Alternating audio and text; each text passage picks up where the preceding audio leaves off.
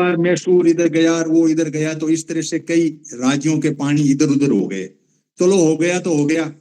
फिर एक जिसमें 2006 लोग लगे, और नियम ये था कि आर्टिकल 251 है जिसके अंदर ये था कि भाई दो राज्य मिलकर के यदि कोई डिस्प्यूट है 2/3 प्रस्ताव पारित करके विधानसभा में और सेंटर को भेजेगा तो उस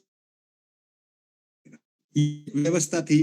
तो मनमोहन गवर्नमेंट ने 2010 में इस पे कानून बनाने की कोशिश की, तो कहा जी स्टैंडिंग कमेटी को भेजो, तो स्टैंडिंग कमेटी में भेज दिया। इस तरह से वो बिल डोलते डोलते 2014 आ गया और वो बिल बना नहीं।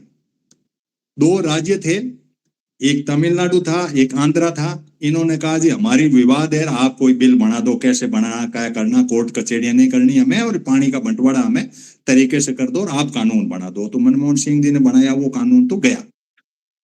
अब लफड़ा ये हुआ था कि वापिस बात छिड़ी कि भाई ले इसको कानून में ले।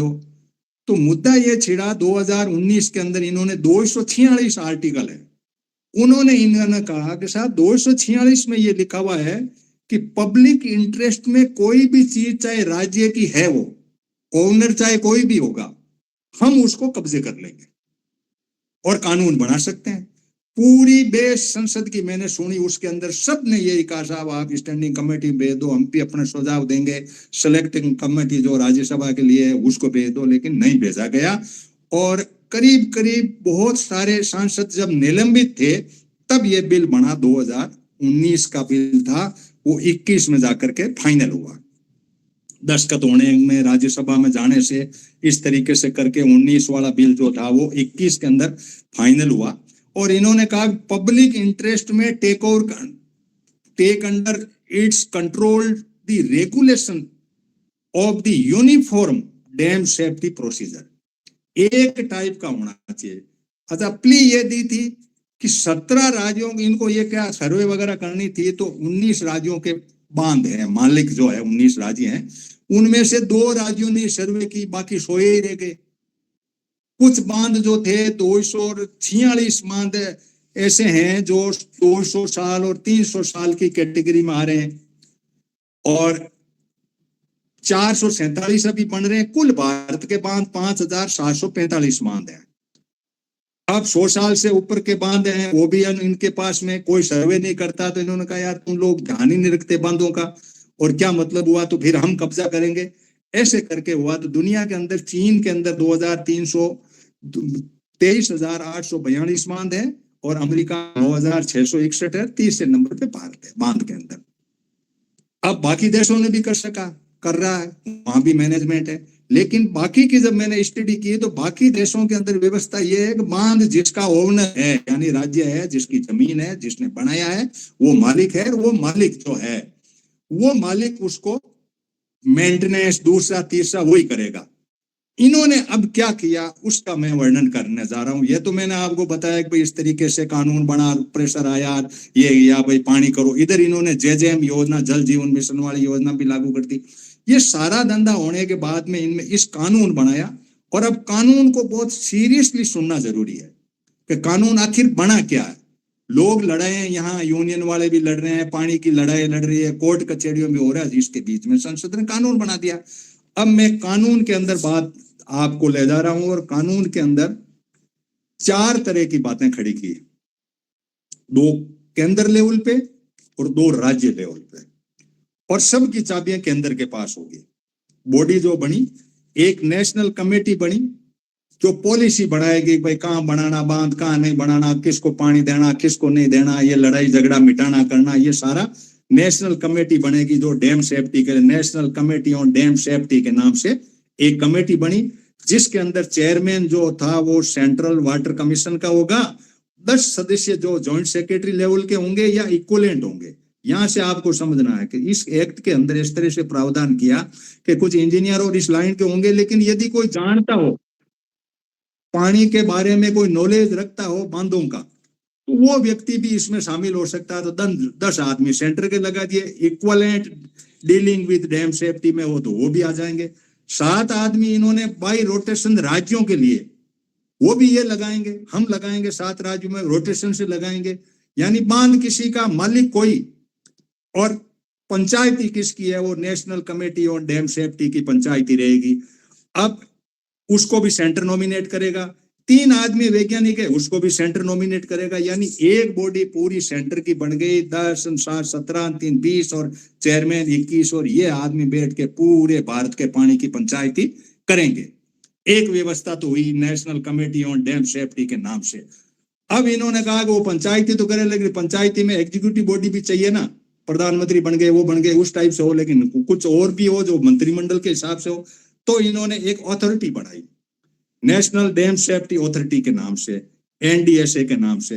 उन्होंने कहा कि इसमें हमारा एक एडिशनल सेक्रेटरी होगा, वहां जैसे सीडब्ल्यूसी का चेयरमैन है, इस तरह से हमारा होगा, और इक्वलेंट दे दिया। अब ध्यान देने की बात है कि इक्वलेंट का मायना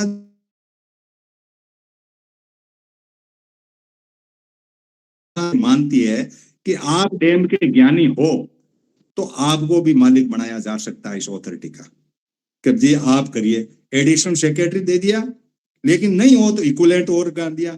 इसका हेडक्वार्टर दिल्ली होगा, दूसरी ये कर दी, और जो सेंट्रल डायरेक्शन देगा वो उसको काम करना होगा, और उसके अंदर फिर ऑफिसर भर्ती है, एक लगा दिया बंदा, उसके अंदर ऑफिसर होगा, ऑफिसर की ये सर्वे करेंगे, अपॉइंटमेंट ये करेंगे। 2 बॉडी सेंटर के पास होगी, एक पूरी पंचायती करेगा, एक उसमें काम करेगा। इन लोगों के पास इनका नाम क्या है, ये कौन लोग हैं, इस बॉडी में कौन कौन मेंबर्स हैं, ये हम लोगों की नॉलेज के अंदर होना चाहिए। लीन पीरियड मिला था इनको कि 24 तक तो आपको ये ढांचा खड़ा ही करना है, 24 चला गया। अब मुद्दे की बात है कि ये बांध खड़े हैं, बाढ़ आई हुई है, और बांधों का जो कंट्रोल है वो इनके पास है। इनके नीचे इन्होंने स्टेट को डाला, state committee on dam safety, जैसे सेंटर की बनी डैम सेफ्टी के लिए, उसमें चीफ इंजीनियर और इक्वलेंट, यानी कोई रिटायर्ड बंदे को, या जो भी देख लिया कि तुम बांधों के बारे में वो कैसा, मैं तो बड़ा ज्ञान रखता हूं और इसको ले लो, तो वो भी चेयरमैन के रूप में हो सकता है। 6 आदमी और होंगे। चीफ इंजीनियर एक अप स्ट्रीम साइड का होगा, एक डाउन स्ट्रीम साइड का होगा, और रिप्रेजेंटेटिव होगा सीडब्ल्यूसी का कोई भी आदमी, वो सेंटर लगाएगा। एक्सपर्ट को भी सेंटर लगाएगा, इलेक्ट्रिसिटी अथॉरिटी भी हो जो है वो लगाएगा। और काम कैसे करना है कि एनडीएसए जो है अथॉरिटी है वो कहे वैसे करना। तुम्हें स्टेट की बॉडी है, स्टेट नॉमिनेट कर सकती है इसमें, लेकिन ये रिप्रेजेंटेटिव और ये वहां से सेंटर से आ जाएंगे, ये एक बॉडी स्टेट में बना दी। इसी तरह से एक ऑर्गेनाइजेशन बनाया, जैसे वहां 2 है तो ये पंचायती करेगा राज्य की, सेंटर पंचायती कर रहा है, इसी तरह से राज्य का कर रहा है। यहाँ पे एक ऑर्गेनाइजेशन बना दिया, ऑर्गेनाइजेशन में 30 आदमियों को कह दिया, और इनका नॉमिनेशन हो गया। वही और वाली कहानी, यदि और मिलता है तो। कुल मिला के पानी का ढांचा इन लोगों ने 4 बॉडी में करके फिर ओनर को, मालिक को कहा कि तुम डैम सेफ्टी की एक यूनिट बनाओगे, वो हमें जानकारी देगी। यानी वर्कफोर्स पूरी स्टेट की, जमीन स्टेट का, नदी वैसे चलती नदी, और पंचायती पूरी national committee on dam safety की और नेशनल डैम सेफ्टी अथॉरिटी की। अब ये 15 मीटर से ऊपर पूरे के पूरे बांध होने के बाद में इन्होंने किया कि obligation of owner of the specified dam, यानी जो मालिक है उसके ऊपर ऑब्लिगेशन थोपा, और कि यदि तुम हमारा कहना नहीं मानोगे तो हम आपको 1 साल की जेल कर देंगे। दूसरा कहा कि यदि इससे गड़बड़ हुई और हमने कहा वैसे तुमने नहीं किया और उसके अंदर कोई लाइफ लॉस हो गया तो तुम्हें 2 साल की जेल हो जाएगी। तुम्हें का मतलब ये जो बॉडी के मेंबर हैं उनको, या जो स्टेट के अंदर जो भी नॉमिनेट किए हुए लोग हैं उनको। सेंटर वाले अपनी जगह हैं, स्टेट के आपने आदमी दिए हमें, वो आदमी यदि हमारे आदमी का कहना नहीं मानेंगे तो 1 साल की जेल भुगतने के लिए तैयार हो, जैसा जैसा हम कहें। ये पूरे देश के पानी का ढांचा केंद्र सरकार ने 13 दिसंबर 2021 को अपने कब्जे में ले लिया। अब लोग काशा, बहुत सारे लोगों को ये पता ही नहीं कि बांध जो है वो के मालिक की ओर है, नहीं मानो उनका कहना तो जेल भी हो सकती है, ये भी लोगों को पता नहीं। और बस मैंने कईयों से बात की तो कोई अता पता ही नहीं कि साहब ये कब कानून बना। कानून ऐसा बना था कि इसके अंदर काली पट्टी बांध के जो लोग सांसद सस्पेंड हो गए थे उनके फेवर में काली पट्टी बांध के कुछ सांसदों ने इसमें बेस में भाग लिया। मैंने उसको सुना, त्रिची शिवा, मनोज झा वगैरह इनके अच्छे सांसदों ने कुछ सुझाव दिए कि साहब इसको आप स्टेट का विषय है, आप 251 में 252 का जो है उसको आप क्यों पंचायती कर रहे हो, इनका पानी है इनको करने दो। अब इन्होंने ये किया कि देखो मेंटेनेंस क्या काम करेंगे हम, पंचायती क्या क्या करेंगे, सर्विलेंस 4 पॉइंट दिए, इंस्पेक्शन हमारी टीम, ऑपरेशन गेट वेट खोलने करने, इनको पानी कौन सा नहीं खोलना करना, और मेंटेनेंस, ये 4 काम हम करेंगे। और डिक्लेरेशन किया कि union should take under in control the regulation of uniform dam, यानी यूनिफॉर्म डैम सेफ्टी का फंडा डाला इन्होंने। अब इस सारी स्थिति के अंदर ये कह दिया कि एक क्लोज और जोड़ दिया कि पैसा तुम्हारा होगा, ईयर मार्क होगा। ईयर मार्क का मतलब होता है कि उस पर्टिकुलर बांध के लिए आप ऐसा पैसा रख दीजिए अलग, हम जब पंचायती करने आए तो वो पैसा जो हम कहें वैसे वैसे लगा देना, हम आए, हमारा कोई आदमी रिप्रेजेंटेटिव जो लगाए उस हिसाब से आप मेंटेन करना, कब गेट खोलना कब नहीं खोलना, कितना पानी किसको देना, क्या करना कैसे करना, मेंटेनेंस, ये 4 जो सर्विलेंस भी हमारी होगी, इंस्पेक्शन भी हमारे होंगे, ऑपरेशन भी होगा। ये बॉडी जो स्टेट वाली बॉडी जो मैंने नाम बोले ये एक्ट में प्रावधान लिखे हुए हैं। अब मुद्दा ये आया था कि भाई जेल जाल भुगतने करने सारा कुछ आने के बाद में मैं उसका भाषण भी सुन रहा था जो इसमें था आपके मनमोहन सिंह जी के टाइम जो कमेटी बनी उसका मैंने सुना, तो उसने एक नई कहानी कही। पवार साहब जुड़ गए इसलिए पवार साहब और इरिगेशन के 1-2 साथी और हैं उनको करना। उन्होंने कहा यार ऐसा है कि ये सिल्टिंग वगैरह बहुत ज्यादा हो रही है, डैम के अंदर तो मिट्टी भर गई, तो डीकमिश्निंग करना। ये अमेरिका वगैरह कर रहा, तो कुछ लोगों ने कहा साहब डीकमिश्निंग का मुश्किल से तो बांध बनता है, 5745 बांध है, उसमें मिट्टी भर गई तो क्या करें, वो एक स्पिल ओवर के लिए थोड़ा बहुत है उससे निकाल लो, बाकी तो पानी पड़ा रहता है, सूख गया तो वो खेती कर लो। अब इस सिल्टिंग को निकालने के अंदर यदि डीकमिश्निंग करके नया बांध बनाए तब मुद्दा ये उठा कि भाई उस जमीन का क्या करें, वो जमीन तो आपने एक्वायर की, उसको कौन किसको दोगे। अब जमीन को मान लो पानी आपने कर दिया कि पूरा ही मिट्टी भर गई, इस बांध को रिजेक्ट करके तो नया बांध कहां बनाओगे, उसकी कहां लाओ, यानी कोई प्लानिंग नहीं।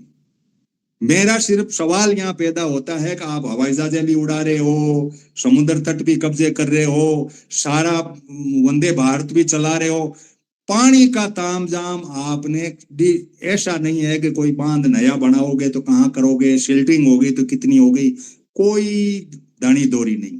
इन सारी परिस्थितियों के अंदर कोई सोशल इंपैक्ट इसका क्या हुआ, एनवायरमेंट इंपैक्ट क्या हुआ, कौन सी चीज कहाँ गायब हुई, इस पानी जैसी चीज के अंदर इन्होंने इस तरीके से 4 बॉडियां बना करके 5वीं बॉडी जो है ओनर को बनानी है, ओनर को जेल भी जाना है, ओनर को पैसे भी देने हैं, ओनर को कहना भी मानना है।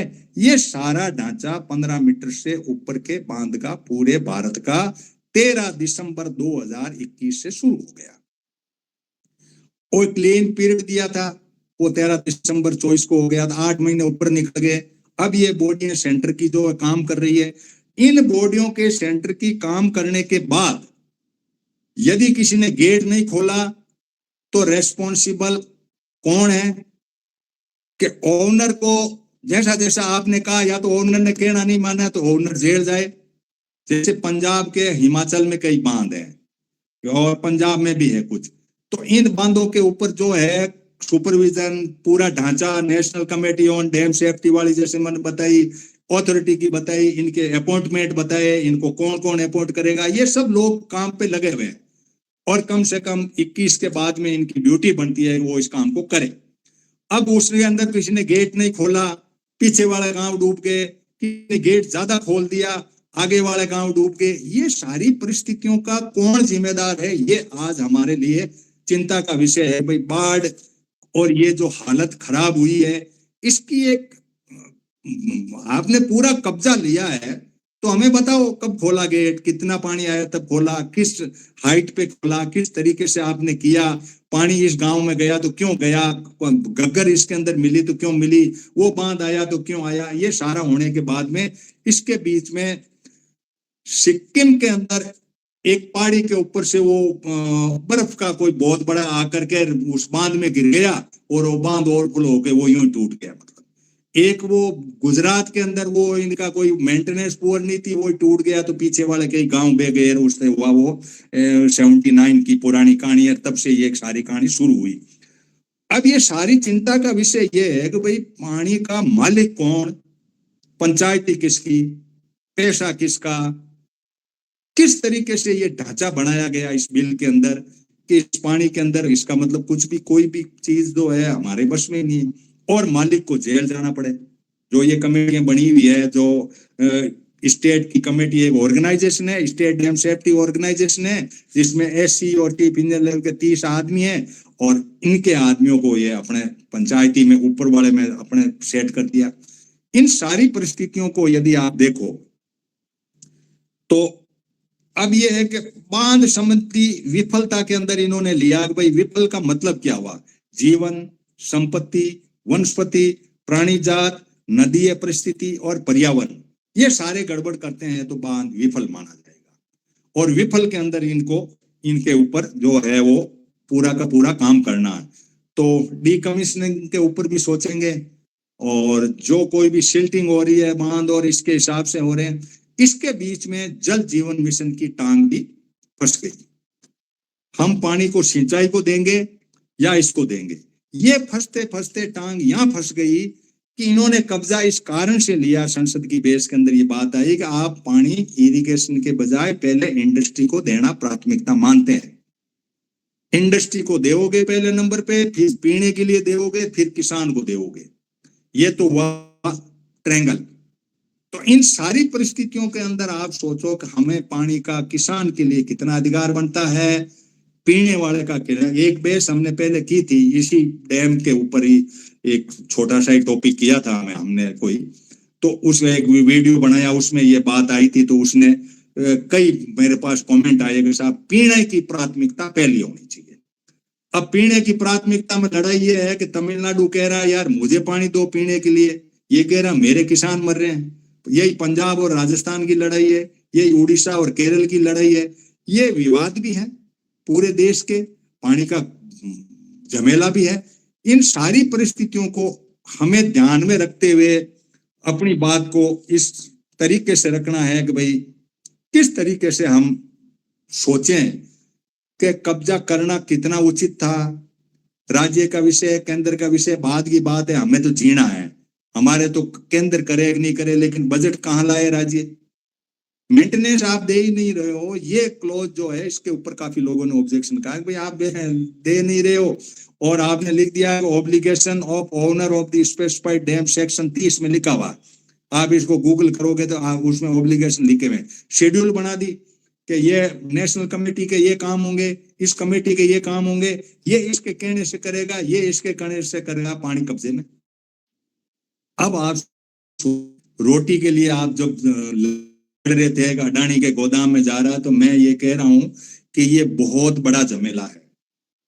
पानी किसके कब्जे में जा रहा है, और नाम से जो है चेयरमैन और एक्स ऑफिशियो चेयरमैन के बाद में 10 सेंटर के हैं, जॉइंट सेक्रेटरी लेवल के, और इक्विवेलेंट डीलिंग डैम सेफ्टी।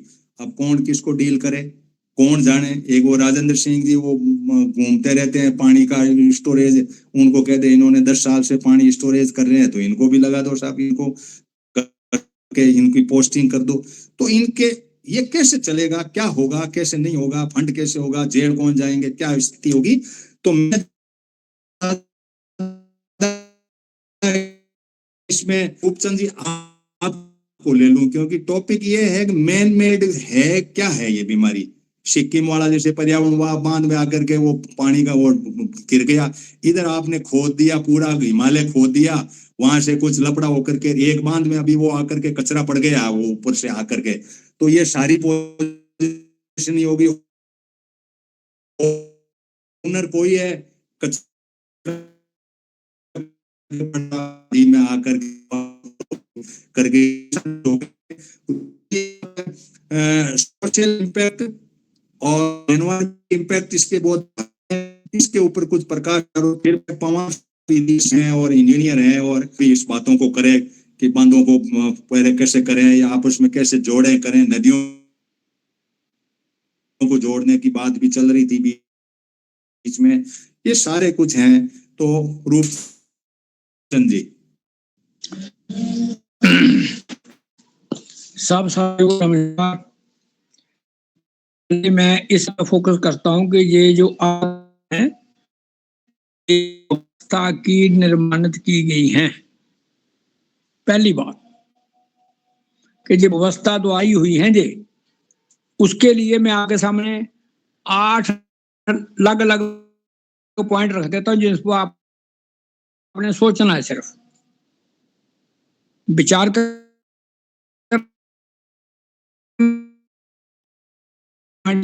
ठीक है कि गलत है। पहला बात तो ये है कि एक डैम बना था, उसकी वजह से वहां पर भूचाल आना शुरू हो गए और उन्होंने उसका वैल्यूएशन करवाई। एक बात, चाइना का जो डैम बन रहा ब्रह्मपुत्र पर, इसमें साइंटिस्ट की ये रिपोर्ट है कि इतना बड़ा डैम होगा कि उसमें अर्थ की रोटेशन जो है उसमें कुछ मिली सेकंड का फर्क पड़ेगा।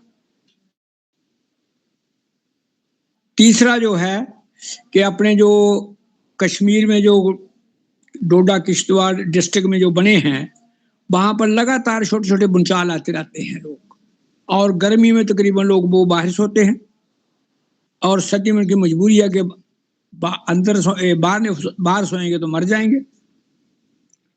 जोशीमठ की लैंड सिंकिंग कर गई, रामबन की लैंड स्लाइडिंग लैंड सिंकिंग कर गई, बायोलॉजी का कोई सर्वे नहीं आया। एक पॉइंट और है कि तपोवन जब ये बन रहा था तो उत्तराखंड के कुछ एनवायरमेंटलिस्टों ने हाई कोर्ट में एक रिट दायर की। हाई कोर्ट ने उनको 25-25 हजार रुपया जुर्माना डाला, कहा कि तुम विकास के खिलाफ हो और ये तपोवन, और जब वो आया अपना पहले साल 13 में तो तपोवन जो है वो जलमग्न हो गए, बह गया। क्या उसकी कोई काउंटेबिलिटी है? एक बात और है कि जब ये 4 धाम यात्रा बननी थी तो रवि चोपड़ा की एक रिपोर्ट आई थी कि आप इतने मीटर से ज्यादा नहीं बढ़नी चाहिए थे। वहां पर इन्होंने राष्ट्र सुरक्षा का फंडा लिया है सुप्रीम कोर्ट में। सुप्रीम कोर्ट ने लिखा उसमें कि ये आफ्टर थॉट है कि जब आपने पहली बार रिट दायर की तब आपके सामने चाइना से सुरक्षा करने का मसला नहीं था, ये अब ऐड किया। मगर फिर उसने क्या किया, सुप्रीम कोर्ट ने परमिशन दे दी 4 धाम यात्रा जो है वो अपना चौड़ा करने के लिए। उससे रवि चोपड़ा की रिपोर्ट को उन्होंने साइड लाइन कर दिया। एक एग्जाम्पल और है वेस्टर्न घाट की, जहां पर उन्होंने रेलवे बिछानी थी। उन्होंने माधव गडगल की रिपोर्ट आई कि ये बड़ा सेंसिटिव जोन है जहां रेल नहीं बननी चाहिए वगैरह। उसको डाइल्यूट करने के लिए सरकार ने एक अलग कमेटी बनाई, कस्तूरी रंजन रिपोर्ट, और उसको उसने डाइल्यूट कर दिया और उसके आधार पर उन्हें आखा करने जहां हम वो बीच में एक ट्रेन और चलाएंगे बीच में। एक पुरानी एग्जाम्पल है टिहरी डैम की, कि टिहरी डैम में जब वो बहुगुणा बैठे थे तो कहते ये भूचाल वाला एरिया है, तो इंडिया वाले जो सिस्मोलॉजिस्ट थे फिर उन्होंने एक रशिया से बुलाए। उन्होंने कहा कि नहीं, इतना स्ट्रेंथ इतना सीमेंट इतना डालोगे तो ये बच सकता है। तो कहने का मतलब ये है कि जब पॉलिटिशियन अपना मुद्दा बना लेते हैं कि हमको ये करवाना है, फिर वो एक्सपर्ट को दूसरों को बुलाकर उसमें 2 कैंप बना देते हैं कि उसकी फेवर में कि उसकी सपोर्ट में। पहले कहीं एस्टीमेट या साइंटिस्टों के द्वारा सर्वे वगैरह नहीं करवाते कि क्या बन सकता नहीं बन सकता। पहले अपना प्रपोजल, फिर उसके कामयाबी और नाकामयाबी में सब उसको रैली कर देते हैं। और लास्ट एग्जांपल जो आपके सामने अभी है कि अभी जो फ्लड चल रहा है उत्तराखंड में, हजारों लकड़ी की गेलियां वो जो कटे हुए दरख्त मिले हैं फ्लड में, हिमाचल में मिले हैं, पंजाब में पहुंचे हैं। और 1986 के बाद ग्रीन फेलिंग सुप्रीम कोर्ट के ऑर्डर से बैन है और सब सरकारें मानती हैं। अब सुप्रीम कोर्ट ने खुद संज्ञान लिया इस बात का कि ये लकड़ियां कहां से आ गई, ये तो बता।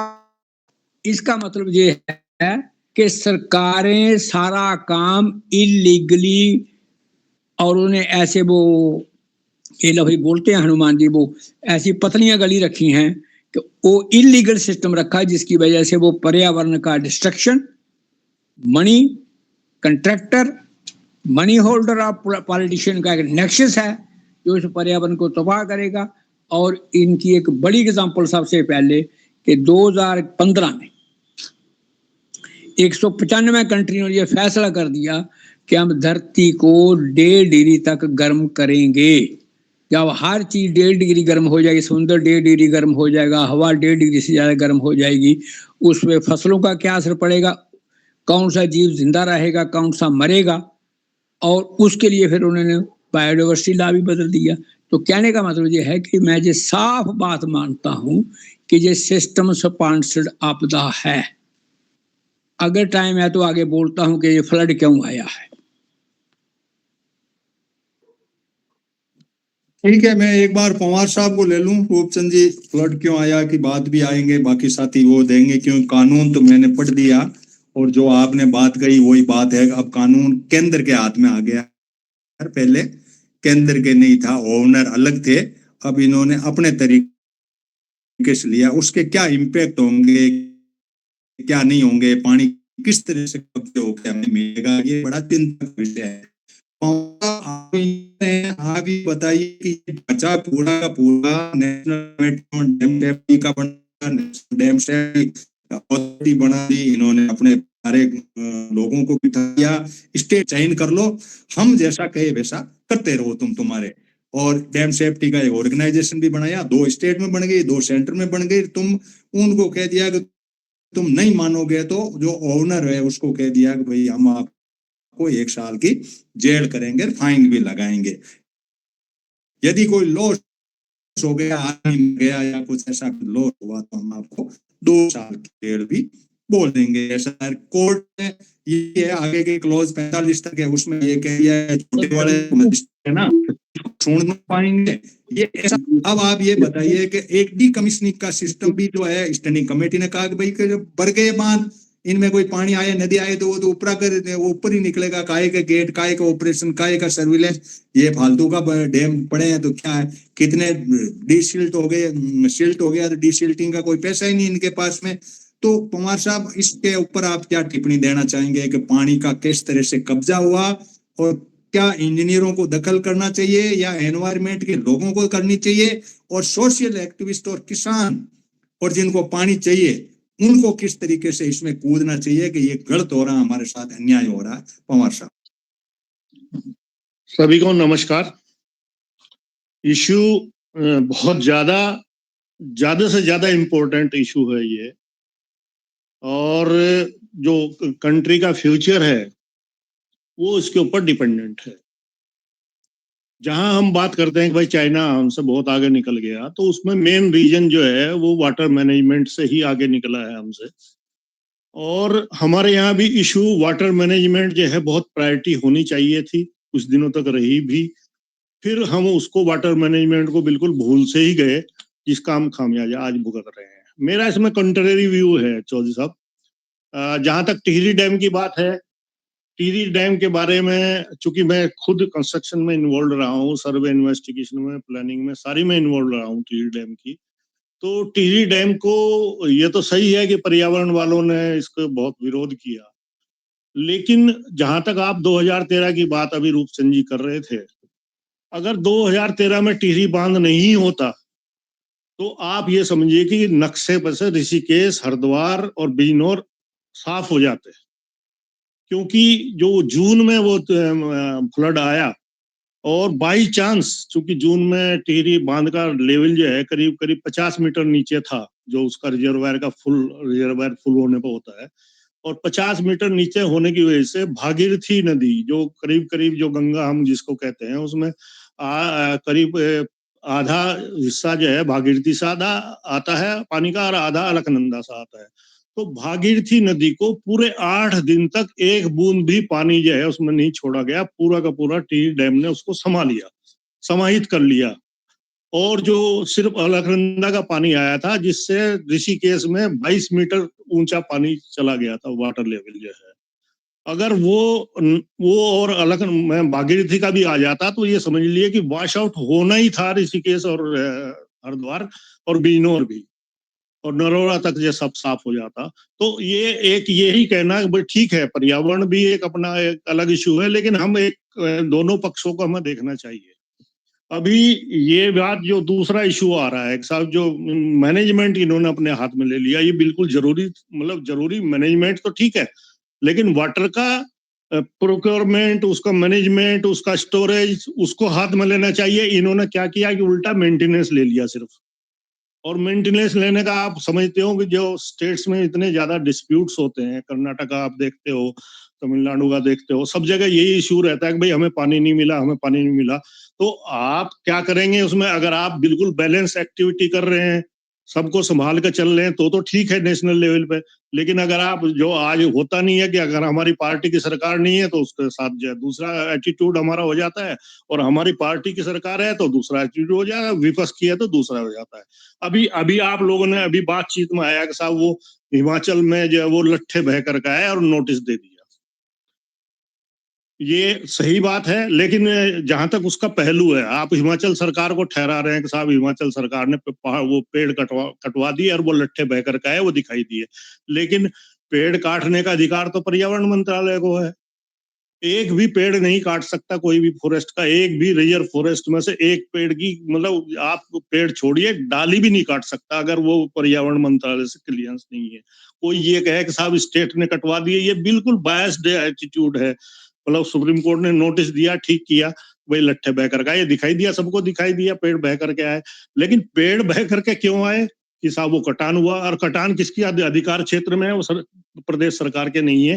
5 हेक्टेयर तक की क्लियरेंस दे सकते हैं, उससे ज्यादा क्लियरेंस दे ही नहीं सकता वो स्टेट का वन विभाग जो है। IAFS जितने होते हैं वो भारत सरकार के अधीन होते हैं, सारा का सारा मैनेजमेंट उनका वन मंत्रालय देखता है, ठीक है, पोस्टिंग ट्रांसफर हो जाते हैं।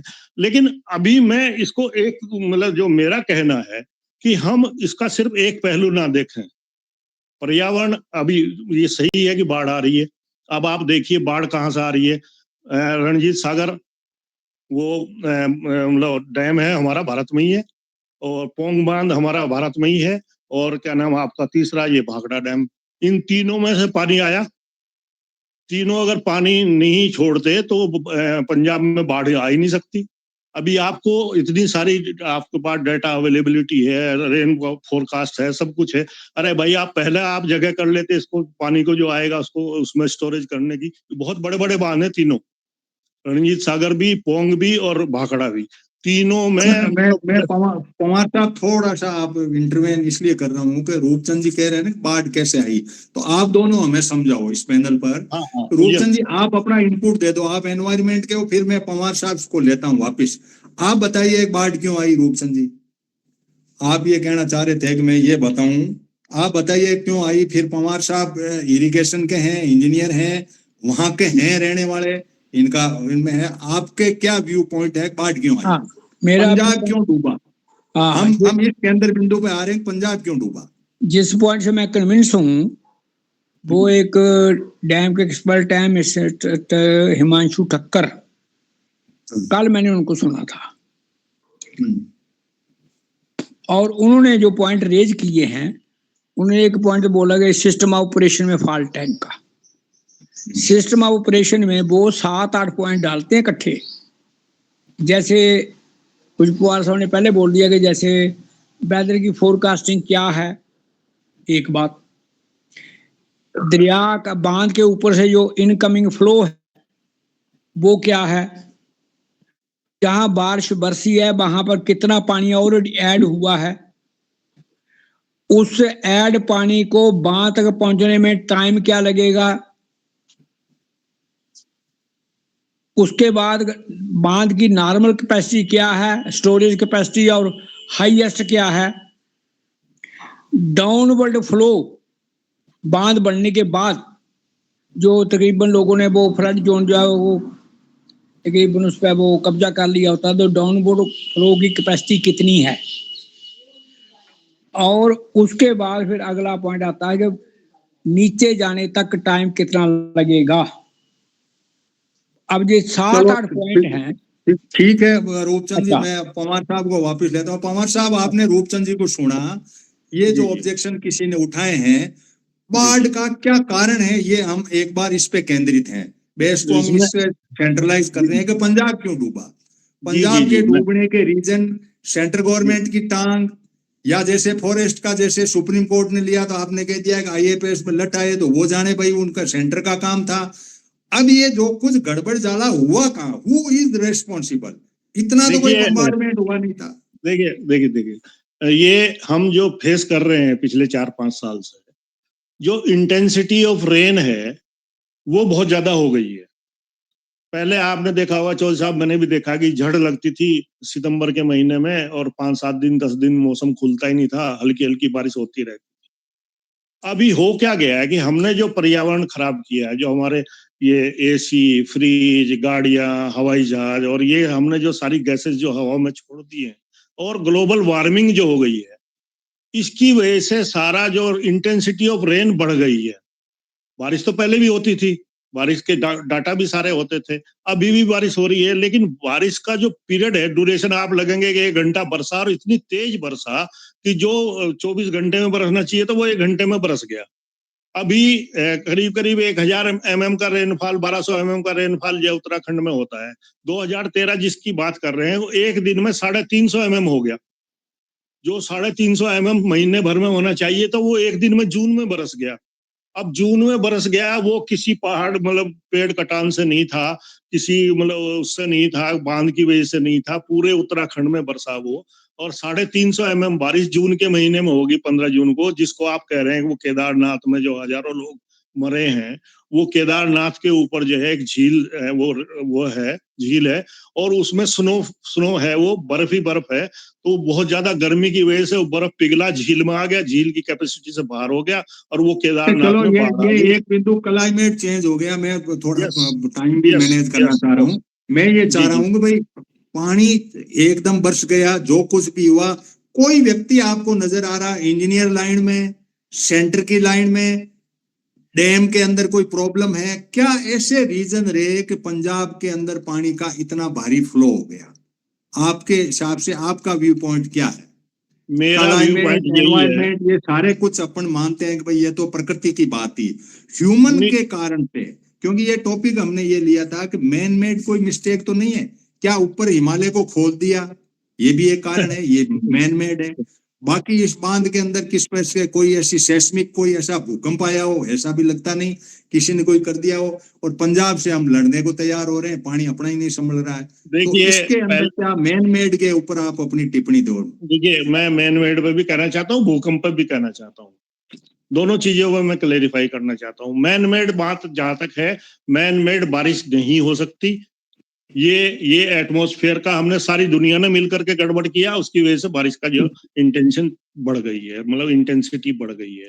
ये किसी के व्यक्तिगत उससे नहीं है। दूसरी बात पानी के स्टोरेज की बात है।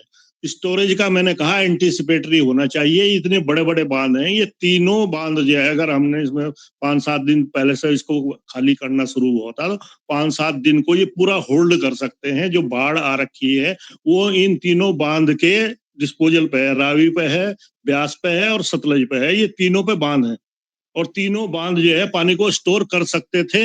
ये मैनेजमेंट फेलियर है। एडवांस में मैनेजमेंट होना चाहिए था कि कितना पानी आएगा और कितना हम छोड़ेंगे। दूसरा, भूकंप का भी मैं बोल देता हूँ। भूकंप का जो रीजन है वो मैनमेड नहीं है। हमारी अर्थ का जो मूवमेंट है, ईयरली और डेली, ये दोनों मूवमेंट जो है, ये वो एनर्जी इकट्ठी करते हैं। वो एनर्जी जब डेसिपेट आती है तब भूकंप आता है। उसका पानी से कोई संबंध नहीं है। ये सब कहने की बातें हैं कि साहब पानी से भूकंप आ जाता है। टिहरी बांध की वजह से कोई भूकंप नहीं आया। इतना बड़ा 56 किलोमीटर लंबा वो बांध है, छोटा मोटा बांध नहीं है। 280 मीटर हाइट भी है और स्टोरेज भी बहुत बड़ा है। लेकिन अभी हम क्या कर रहे हैं कि सारा बस जैसे मतलब लिख दिया किसी ने, पर्यावरण वाले ने लिख दिया या किसी ने लिख दिया, और वो सारा सारा हम जो है उसको करने लगे। ठीक है, इस पे मतलब ये इतना छोटा नहीं है चौधरी साहब कि हम इसको आधे घंटे में या 1 घंटे में डिस्कशन कर लें। ये बहुत वाइड सब्जेक्ट है और बहुत नेसेसरी सब्जेक्ट है, और फ्यूचर का है, सब कुछ रिलेटेड है इससे। चलो ठीक है, मैं आपको पवार साहब फिर लेता हूँ आपको। अनूप दाइमा जी हमारे बीच जुड़े हुए हैं। ये पानी के लिए पिछले कई सालों से संघर्ष कर रहे हैं। अलवर के आसपास पानी के समुद्र के लिए, अलवर को पानी देने के लिए सारा कुछ व्यवस्था क्या है।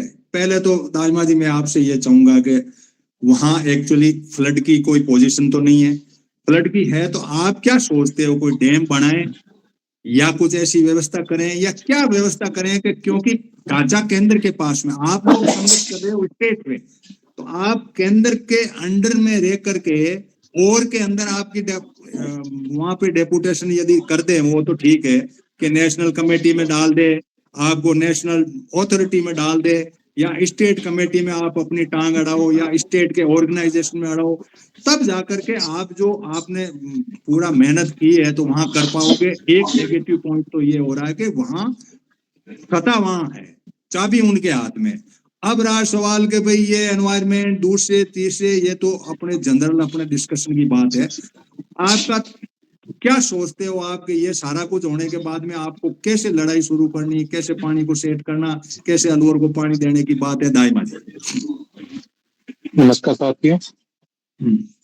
मैं अपनी बात रखने से पहले सभी साथियों से ध्यान दिलाना चाहता हूँ कि बांध मैन मेड है लेकिन नदियां मैन मेड नहीं है।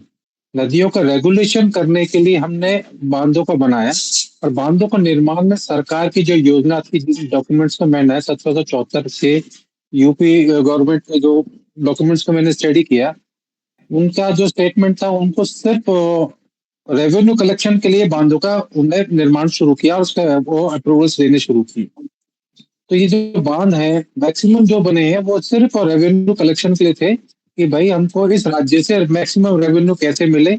नदियों पर उन्हें सरकार ने अधिग्रहण किया कि नदियां हमारी हैं और नदियों से आप अगर सिंचाई करते हो तो हमको रेवेन्यू दो। तो ये जो वो मानव की बचाने के लिए बांधों का निर्माण हुआ, मैं नहीं मानता।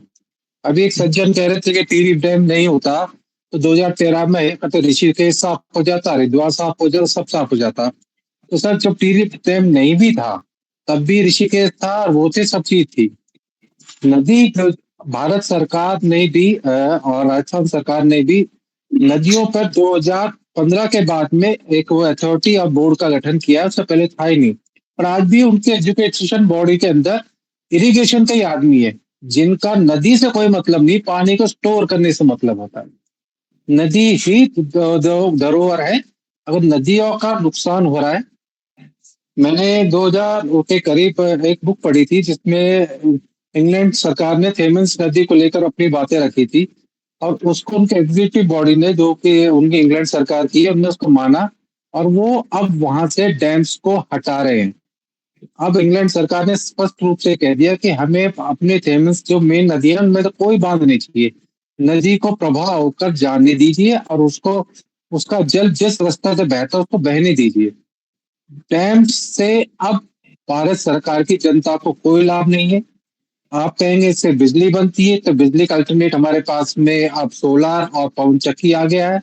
और वो इससे ऐसा मौका आज इंसान बचते तो सर आप जानकारी कर लेंगे, जब डैम नहीं थे, जब फ्लड की स्थितियां कम थी और आदमी को नुकसान कम होता था। आज ये डैम बनने से पूरा तो वाटर लेवल डाउन हो गया और भी आज की स्थिति में कोई लाभ नहीं है। मेरा मानना ये है कि नदी को अपनी गति से बहने दिया जाए, जिससे कि वो अपने साथ में पूरा बायोलॉजिकल जियोलॉजिकल सिस्टम को सही कर दे सके और वनस्पतियों को अपने प्रभाव से बहने दे। डैम सिर्फ आज रेवेन्यू कलेक्शन का उद्देश्य है, इसके अलावा उसका कोई औचित्य नहीं है। मैं साफ कंडम करता हूँ कि डैम्स को खत्म कर देना चाहिए। धन्यवाद साथियों।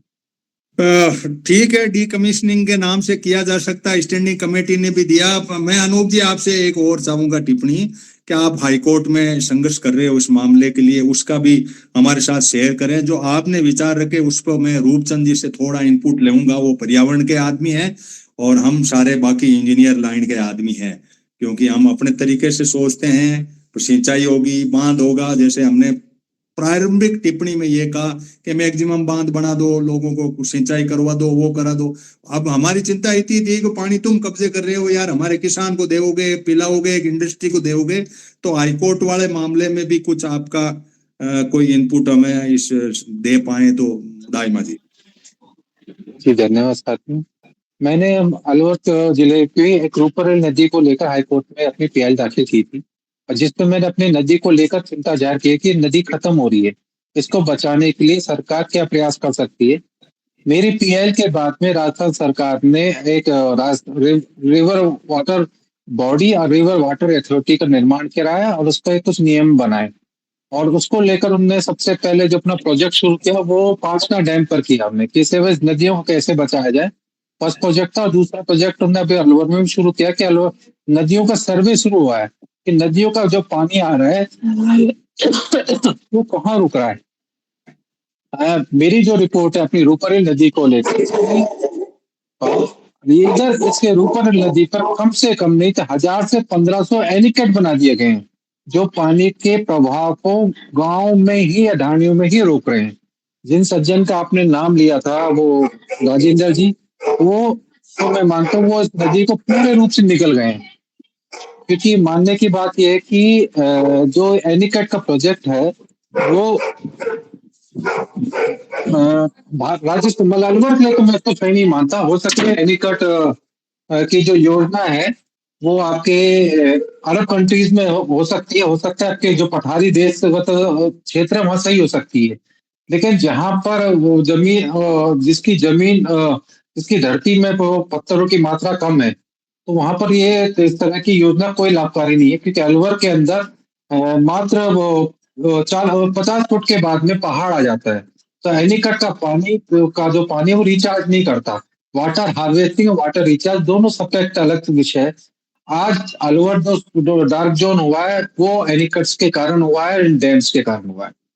चलो ठीक है दाइमा जी, आपका संघर्ष हम चाहते हैं, लेकिन संघर्ष में मेरा सुझाव ये है कि भारत सरकार ने ये राज्य सरकार ने जो भी कोई कमेटी बनाई है तो उनके पास कोई अब पावर नहीं रहा, सम्मान नहीं रहा, ये कमेटी बन गई है। आप इनसे संपर्क बनाएं और रूपा रेल को बचाने के लिए इन लोगों के मिलके ही आप बचा पाएंगे। इधर लोग जोजरी के लिए भी लड़ रहे हैं इस बात के लिए। रूपचंद जी आप बताइए कि जो दाइमा जी ने एक वो इनपुट दे दिया कि भाई नदी को चलने दो, क्यों करो उसको ठीक है दिशा दे दो, फ्लड नहीं आए उस हिसाब से कर लो, कोई ऐसी व्यवस्था कर दो जैसा मानव जीरा था, और पर्यावरण वाले भी खुश हो रहे हैं।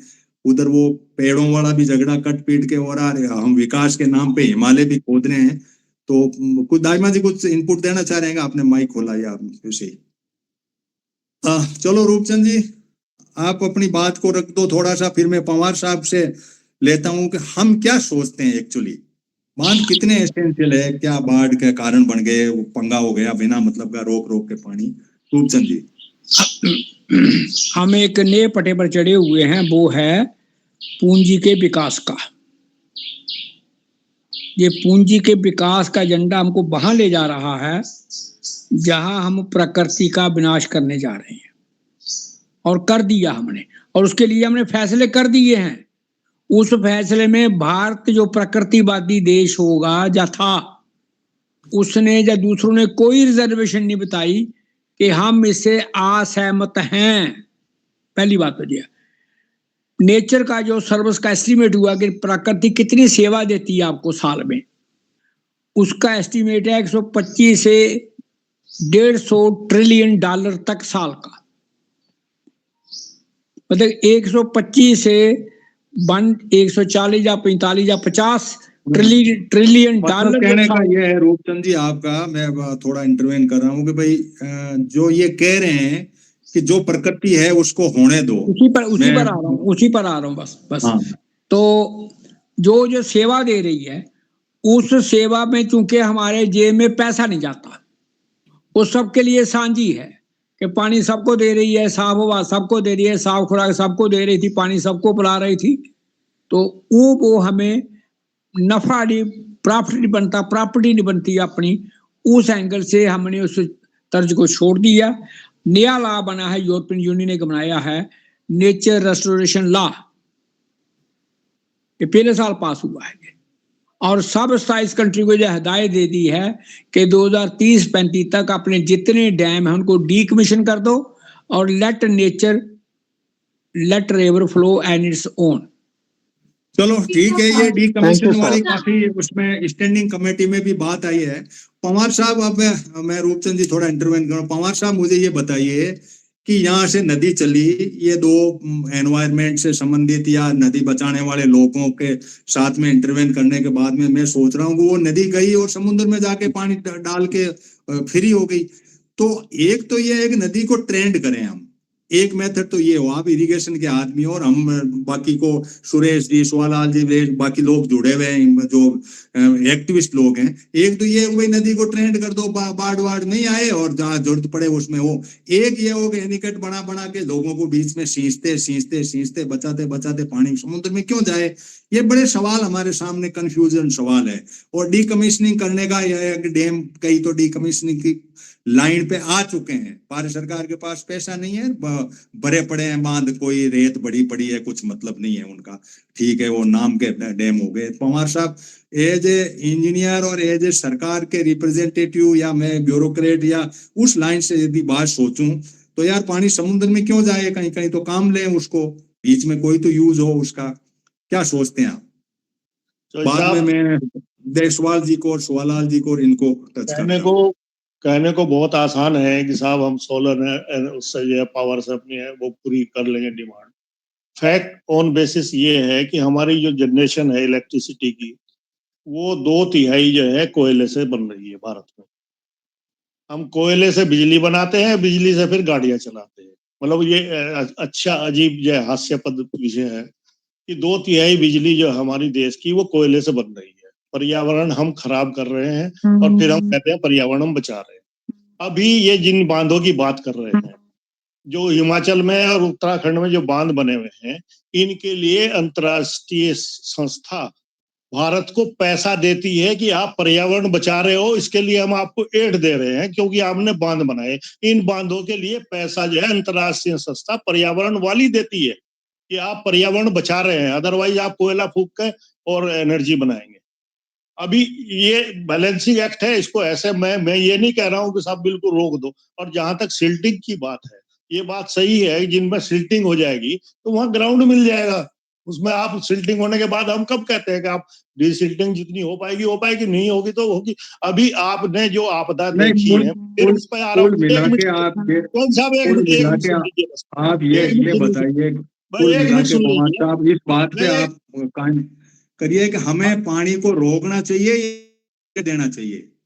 1 मिनट चौधरी साहब, एक लाइन और ऐड करनी मुझे इसमें। आपने एक उत्तरकाशी की वीडियो देखी जिसमें सैकड़ों लोग जो है वो दब गए 10 सेकंड में ही और मर गए। और या फिर आपने दूसरी देखी कि यमुनोत्री में जो यमुना आती है उसमें एक बांध बन गया, एक कस्बा डूब गया, पुल डूब गया। ये दोनों केसेस में मुझे एज एक्सपर्टाइज उत्तराखंड गवर्नमेंट ने बुलाया, मैं दोनों को जाकर के देखा। इन दोनों जगह पर कोई भी ना डेवलपमेंट हुआ है ऊपर, जिसकी वजह से वो मलबा आया और पानी आया, और ना पे वहां कोई ऐसा कंस्ट्रक्शन हुआ कि जिसकी वजह से वो दोनों आए। वो दोनों के दोनों सिर्फ और सिर्फ बारिश की वजह से है। ना कोई पहाड़ कटान हुआ, ना कुछ हुआ, क्योंकि वो ऊपर ये मेन सेंट्रल थ्रस्ट पे बसे हुए हैं जगह दोनों के दोनों। वहां पे वो एरिया ही ऐसा है कि वो बारिश ज्यादा होती है तो कट करके आता है। अभी खाली एक लाइन से नापना जो है, मैं फिर मेरा यही सबमिशन है कि एक फीते से खाली वैसे ही ना नाप लो, लीनियर मेजरमेंट लेनी है, नाप दो, नहीं। दोनों चीजों की जरूरत है, आपको पर्यावरण भी बचाना है और आपको ह्यूमैनिटी भी बचानी है। यहाँ तराई मचती है पानी के लिए, पीने के लिए पानी नहीं होता दिल्ली में। आप कहाँ की बात कर रहे हैं? सारा का सारा वो झगड़ा टंटा जो है हरियाणा का, पंजाब का, वो सारा का सारा गर्मियों में, अभी 2-3 महीने मतलब गर्मियों में क्या हाल होगा आप सब देखेंगे। चलो, अब सुरेश जी देशवाल हरियाणा से जुड़े हुए हैं, आपके भी वो ऐसा वेल नहीं बनी, नहर की जरूरत है और पानी की भी नीड है, एग्रीकल्चर का पूरा सेक्टर है जिसके लिए हम लगे हुए हैं। तो देशवाल जी, आप क्या कहना चाहेंगे कि सेंट्रल गवर्नमेंट ने पानी तो कब्जे कर लिया, ये बात तो हमें माइंड में रखनी है, उसी लाइन ऑफ एक्शन पे ही काम करना है कि हमें उनके इशारे पे काम करना है, तो और बाकी कोई हमारे पास चारा नहीं, कानून बन गया और जितने बांध है वो उनके कब्जे में आ गया। अब वो बांध को, जैसे अपने मीटिंग में भी बात चली कि भाई ये किसका राज्यों के हिसाब से बंटवारा करेंगे, अपनी मर्जी से पानी देंगे। जैसे आंध्रा में चुनाव हुए तो आंध्रा वालों को कह देंगे 4 तेरे को पानी का कह देते हैं हम, ये भी रोक लो भाई। फिर आया वहां जाओ तमिलनाडु, क्योंकि एंटी गवर्नमेंट है, डीएमके वाले हैं, तो उनको पानी कम दे दो भाई। बंगाल का भी यही हाल है, बंगाल को भी इसी तरह से इस उड़ीसा और इससे हिसाब से है। तो ये एक विवाद का विषय तो चल ही रहा है। अब एग्रीकल्चर सेक्टर उसका बात है, तो सुरेश जी। हनुमान जी नमस्कार, और सारे एक्सपर्ट्स पैनल्स को, बड़े प्रबुद्ध जीव बैठे हैं, बड़ी खुशी मेरे को सुनने में बहुत मजा आ रहा था और कहीं न कहीं बेचैनी भी हो रही थी। तो सबसे पहले मैं आपको हनुमान जी आपने अपने प्रारंभिक संबोधन में ही सारे इसके एस्पेक्ट्स, कानूनी एस्पेक्ट्स, सामाजिक एस्पेक्ट्स सारे बता दिया आपने। बहुत अच्छा आपका तकरीबन 30 मिनट का प्रारंभिक संबोधन था, बहुत अच्छा था। और आपने साथ ये भी बता दिया कि सारे कानून बनाए, लेकिन कानून किसी भी काम के नहीं है। कोई मतलब नहीं है कानून का किसी से, पब्लिक से, इससे या उससे। जैसे किसी एक ने लिखा था कि सबसे बड़ी झूठ क्या है? सबसे बड़ी झूठ ये है कि कानून गरीब के लिए भी है। ये तो आपने कानून पे बड़ी अच्छी बात की, ये कमेटी बना दी, वो कमेटी बना दी, ये कानून बना दिए, वो कानून बना दिए, और पवार साहब ने बातें कही। तो ये सबसे बड़ी झूठ है कि कानून गरीब के लिए भी है। एक तो आपका संबोधन बहुत अच्छा था, उसके लिए मैं आपको कर रहा हूँ, और सब्जेक्ट आपका हर बार की तरह ये भी ऐसा ही है। तो इसमें मैं अपने व्यूज तो आज नहीं दे पाऊँ, क्योंकि टेक्निकल आदमी थे सारे, जैसे अपने रूपचंद भी जी थे, पवार साहब थे, अनूप जी थे, सारे टेक्निकल आदमी थे। मैं इनके सामने, क्योंकि मैं सोशल प्रैक्टिकली बात कर सकता हूँ। जो अभी मैं पंजाब में भी गया हूँ, जो जैसे सारी बातें भी उन्होंने कही है, वो पंजाब ने भुगता है अभी। बाखड़ा बांध का पानी खोल लें या ना खोल लें, खोल लें तो क्यों खोल लें, कितना खोल लें, ये इस राजनीति का शिकार पंजाब बैठा आज यहाँ पे। सबने बात कह दी, बिल्कुल ये बहुत बड़ा एस्पेक्ट आया है। और अभी जो है ना, अपने आप को सम्मानित करेंगे, कल परसों जो है ना, प्रधानमंत्री अपने आप को सम्मानित कर रहा है, उसके पार्टी कर रहे हैं। कहने का मतलब ये राजनीति इतनी बढ़ गई है, आपका लोकतंत्र इतना ज्यादा हो गया, लोकतंत्र बहुत ज्यादा हो गया, उसके ऊपर बोलूंगा। खैर सर, मैं पहले धन्यवाद करूंगा, जैसे रूपचंद जी ने कहा, बहुत अच्छी बात की इसकी टेक्निकलिटी पे और इसका जो पॉलिटिकली मैनिपुलेशन पे, दोनों बात बता दी उन्होंने, दोनों बात बता दी। टेक्निकलिटी हमें ये जरूरत है या नहीं है, फिर पॉलिटिकल मैनिपुलेशन पे भी बता दी। जैसे पवार साहब ने बहुत सी बात कही वाटर मैनेजमेंट का, no doubt water management the mark of progress, जैसे चीन का उदाहरण भी दिया, लेकिन उसमें भी कहीं न कहीं हमारे कानून या पॉलिटिक्स या मोड लोकतंत्र से आ रहे हैं।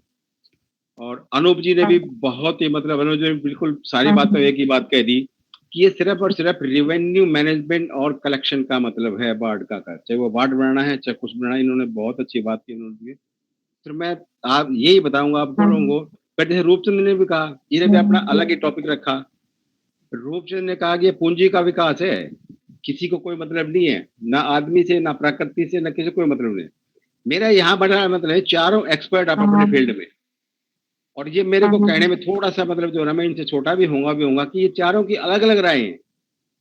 तो मैं इसको यही मानता हूँ कि आप सोशल एस्पेक्ट से हम जाते हैं, अभी सोशली बात करते हैं। पंजाब में गए थे, पंजाब वो जगह है, पंजाबों की वो हिम्मत है, पंजाबियों की इनका सेवा भाव का होता है।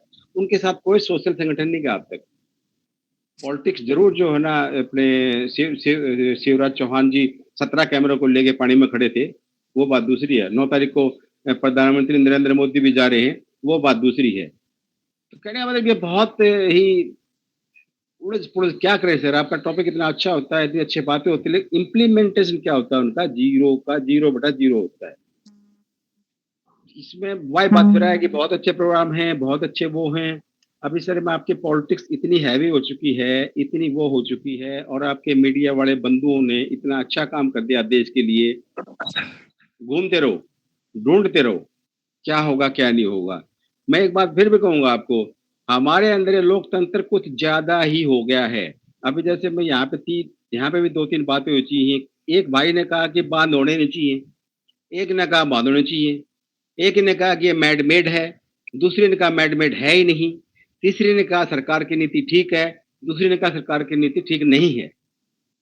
ये कहने का मतलब मेरा है कि ये आपको सिर्फ और सिर्फ कंफ्यूज के सवाया आज के दिन में और कुछ भी नहीं है। और आपको वाया मीडिया इतनी अच्छी चीज मिली हुई है, सबको पता है, हमको पता है, सब आपको पता है भाई बांध कैसे बढ़ना चाहिए, पानी को नेचुरल रास्ता चलना चाहिए, या हमें पहले पीने का पानी चाहिए, फिर एग्रीकल्चर का चाहिए, फिर इंडस्ट्री का चाहिए, सबको पता है इस बातों का। एक आम आदमी से गले में आदमी, उसमें पहले पानी किस काम आता है भाई? पहले पीने के लिए काम आता है, फिर एग्रीकल्चर काम आता है, फिर इंडस्ट्री काम आता है। लेकिन आप गवर्नमेंट में जाओगे, पहले इंडस्ट्री है, फिर वाटर है, फिर पीने का है। तो सर ये आपको कंफ्यूज के सिवा और कुछ नहीं आता देश में। और ये दुर्भाग्य आप लोगों का कहाँ जाएगा? शाम को मीडिया में और एक लाइन और मिलेगी, आज कल फिर एक और लाइन मिलेगी। इतना मैनिपुलेटेड मीडिया और इतना जो हमारे जो राजनीतिक जो उड़द फुड़ मामला और है, हमारे सर टॉपिक ये कितने ही सीरियस टॉपिक हो सर, ये गौण होते जा रहे हैं। इस चीज का हमें बहुत दुख है। आप इन इतनी बातों को लेकर कहीं भी चलो, सारे चलते हैं। अभी मैं चलता हूँ सर, कहीं भी आपकी एक लाइन भी कहीं सुनी जाए तो मैं आपको बता देता हूँ। तो सर मेरे को बड़ा दुख भी होता है, आप जैसे कर्मठ आदमियों को जो इतने बड़े मिशन को लेकर चलते हैं और फिर उनके कहीं आगे जो है ना वो नहीं आती। तो प्लीज सर, टाइम भी कमी रह रहा, प्लीज। चलो ठीक है देशवाल जी।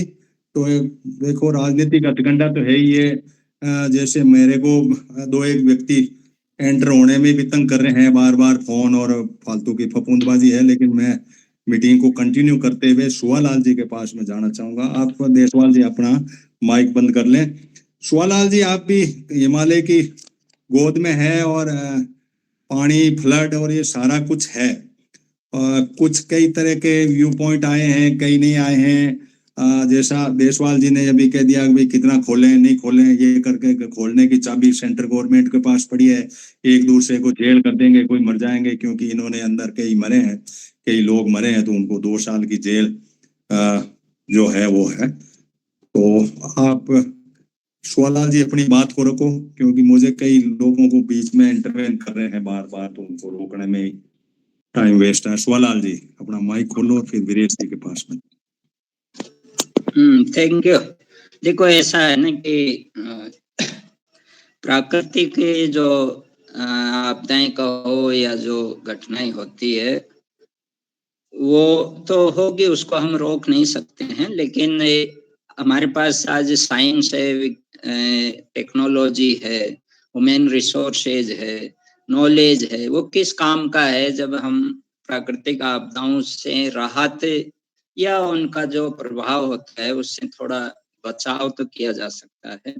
दरअसल जो तकनीक, विज्ञान, नॉलेज, ह्यूमन रिसोर्स को जो उपयोग में होना चाहिए उसकी जगह राजनीति ज्यादा होती है। और ये राजनीति इतनी ज्यादा हो रही है कि उतनी ही बड़ी आपदा आती है जितनी बड़ी राजनीति हो रही है।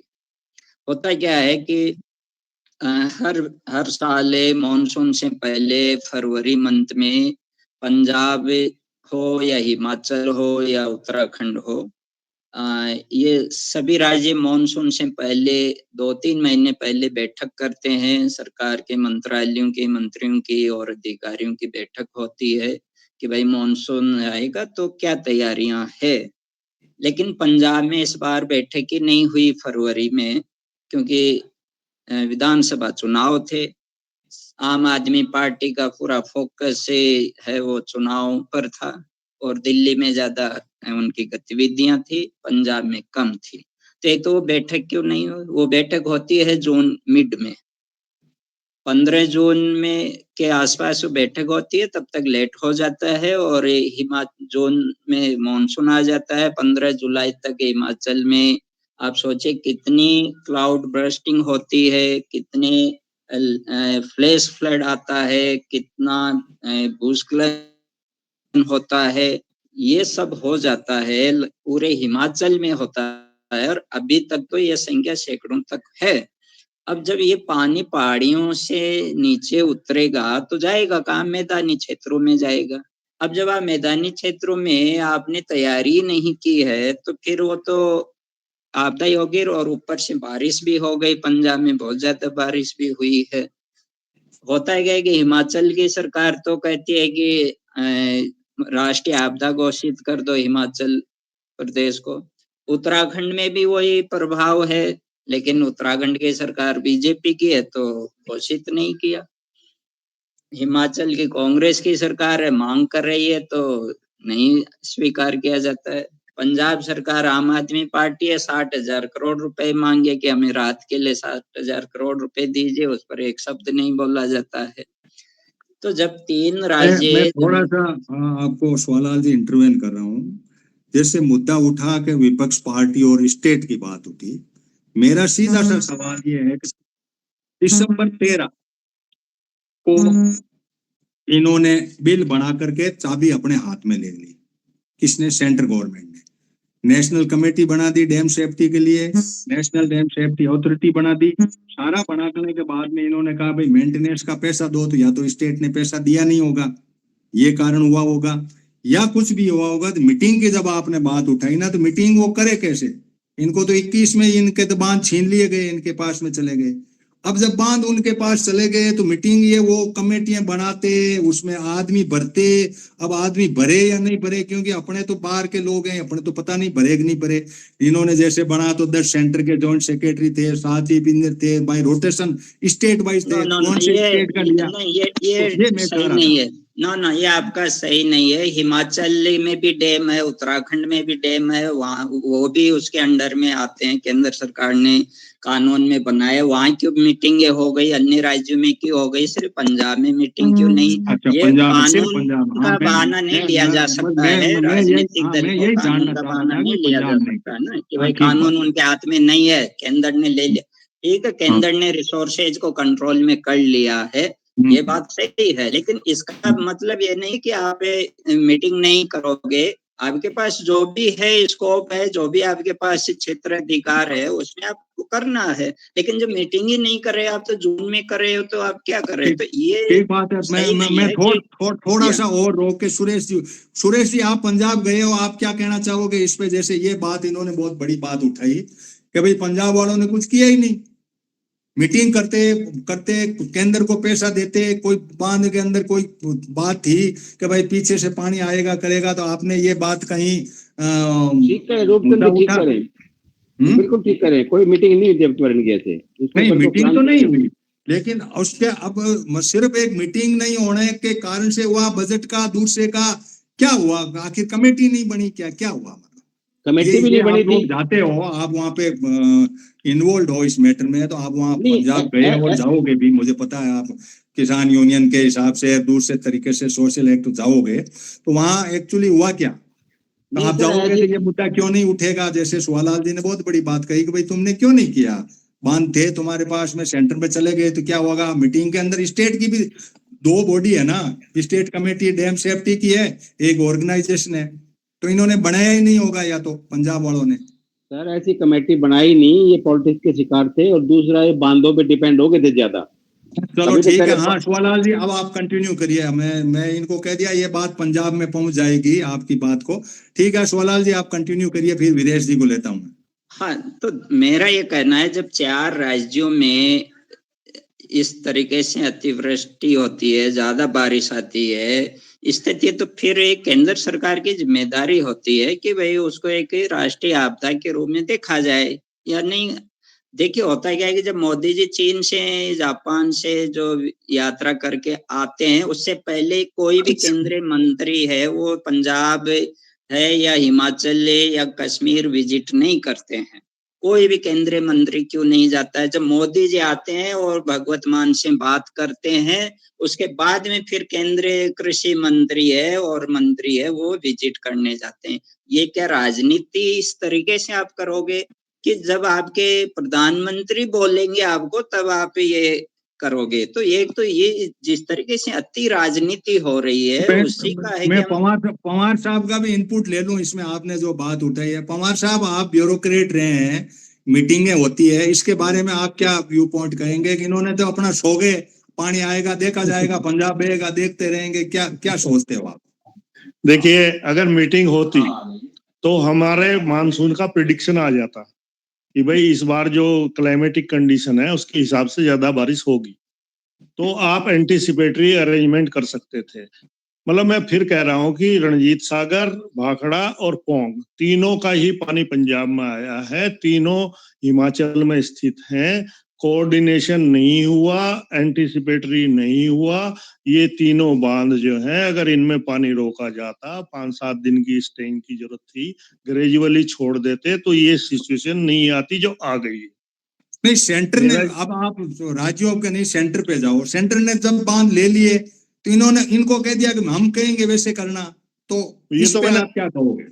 मैंने यही तो कहा था कि भाई सेंटर ने ले तो लिया, सेंटर ने किस इंटेंशन से लिया? अगर इंटेंशन क्लियर है कि भाई मैनेजमेंट पूरा देखना है तो ठीक है, या आपको नए बांध बनाने हैं तो ठीक है, लेकिन आप खाली अपनी जो है मतलब दादागिरी दिखाने के लिए इसका मेंटेनेंस और ये कंट्रोल हमारे हाथ में रहेगा तो ये भुगतेंगे, ये सब होगा। क्योंकि जरूरी नहीं है कि आप मतलब जो है वो व्यवहारिक निर्णय लें, या तो आप जो है उसको पॉलिटिक्स से फ्री कर दें, जो भी मैनेजमेंट कर रहे हैं आप किसी भी तरह से चलो politician का नहीं होना चाहिए। सुवालाल जी कंटिन्यू करो। कुल मिला के राजनीति के भेंट चढ़ गया ये बाढ़ का जो मामला था, इसमें अब आगे बढ़ो आप। देखिए देखिए जो जल संसाधन होते हैं वो कॉन्करेंट लिस्ट में भी है, ऐसा नहीं कि वो पूरे केंद्र के ही हाथ में है, लेकिन ये है कि हम देख रहे हैं कि पिछले एक दशक से केंद्र की ये रही है प्रयास कि ज्यादा से ज्यादा राज्यों के अधिकार क्षेत्र को अपने में ले लिया जाए, और ये एक ऐसा ही प्रयास हुआ है जो बहुत गलत होता है। इस देखिए केंद्र सरकार जिस तरीके से राज्यों के अधिकारों को अपने अधीन ले रही है, जिस तरीके से रिसोर्सेज का सेंट्रलाइजेशन कर रही है, उससे ये ऐसा होना ही है। दूसरा यह है कि जो राहत और बचाव कार्यक्रम होते हैं ये बिना स्टेट के कोऑर्डिनेशन के, बिना स्टेट के इन्वॉल्वमेंट के ये सफल होते नहीं है। आप सोचिए कि इनके राहत और बचाव कार्य की जो नेफ्टी जो भी है वो फोर्स है, उसमें रिक्वायरमेंट ये नहीं कर पा रहे हैं, उसमें कितनी कमी है। बाकी जो दूसरे स्पीकर ने बोले कि जो डैम जो पोंग डैम जो है जो उधर से हिमाचल में लोकेटेड है, देखिए ऐसा है कि ये पंजाब में जो स्थिति है और हिमाचल में जो स्थिति है, ये ऐसा तो है नहीं कि अभी इसी बारी भारी बारिश हो गई है या ऐसा हुआ है।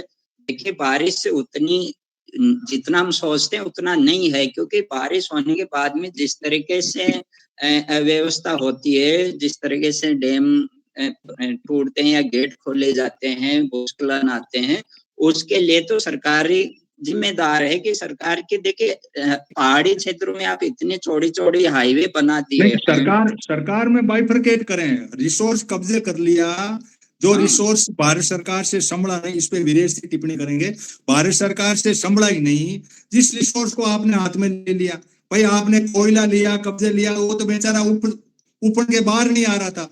पानी एक ऐसी चीज थी जिसको कब्जे करने के पहले, नदी को कब्जे करने के पहले, डैम को कब्जे करने के पहले सोचना चाहिए था कि मेरा बजट देगा स्टेट ओनर के नाम से। जो मैंने एक्ट पढ़ा पूरा, तो अजीबो तरीके से एक्ट बना, और ये एक्ट एक्चुअली क्या है कि जाने जैसे है सुप्रीम कोर्ट में जाकर के चले, वो उन्होंने तो लट वट ऐसा लिया, लेकिन ये इस स्थिति पे है वो पहुंचा दिया इन्होंने कि जो चीज आप में बस में ही नहीं, उस चीज को आप क्यों कब्जे कर रहे हो, और फिर को वर्क फोर्स ये करेगा वो करेगा। तो ये एक अजीबोगरीब नहीं हुआ। सवालाल जी सोचते हैं आप इस पे? फिर वीरेश जी आप इस पे टिप्पणी करना कि जो संभला नहीं उसको पंगा क्यों पाड़ा भाई तुमने केंद्र ने? देखिए ऐसा है कि ये जो डैम सिक्योरिटी एक्ट जो भी है डैम से संबंधित, इसको लेके कुछ पार्टीज ने, मतलब कि पॉलिटिकल पार्टीज की बात नहीं कर रहा हूँ, कुछ संस्थाओं ने, सिविल सोसाइटी ने ग्रीन ट्रिब्यूनल में जाने का किया था। हालांकि उसका प्रोसेस हाई कोर्ट से शुरू होता है, उन्होंने किया, लेकिन उसको रोक दिया गया क्योंकि ग्रीन ट्रिब्यूनल में भी आपके ही फेवरेट जज है जो इसके चेयरपर्सन है। तो सोचिए कि आप किस तरीके से राजनीति कर रहे हो कि आप जो प्रकृति की व्यवस्था है, नेचर की जो व्यवस्था है, उसको एक तरीके से पूरा हाईजेक कर रहे हो, पूरा कंट्रोल में लेना चाह रहे हो, जबकि ये तो मिलीजुली है ना राज्य और केंद्र की। हाँ वीरेश जी, जो चीज संभलती नहीं थी केंद्र ने अपने कब्जे कर ली उस रिसोर्स को, राजनीति के भेंट चढ़ गए और लोग मारे गए और बुरी तरह से बाढ़ आ गई और 4 राज्यों का सत्यानाश हो गया, पूरा का पूरा पंजाब डूब गया। इसके ऊपर क्यों किया ये? और सिविल हम लोग तो कर ही क्या सकते हैं, हम तो दे सकते हैं भाई तुमने क्यों, जब संभल ही नहीं रहा तो ये पंगा क्यों पाड़ा तुमने? तुम्हारे पास बजट नहीं, तुम इसको करना नहीं चाहते, तुम सिर्फ आपस में भिड़ाना चाहते हो, वो इसको पानी दे इसको नहीं दे, उसका पूरा कब्जा करना, पानी जिसको चाहूं इसको पिलाऊं, जेजेएम योजना में भेजूं या मेरे इंडस्ट्री वालों को दूं, ये पूरे फैक्टर जो है पेश हुए हैं संसद में।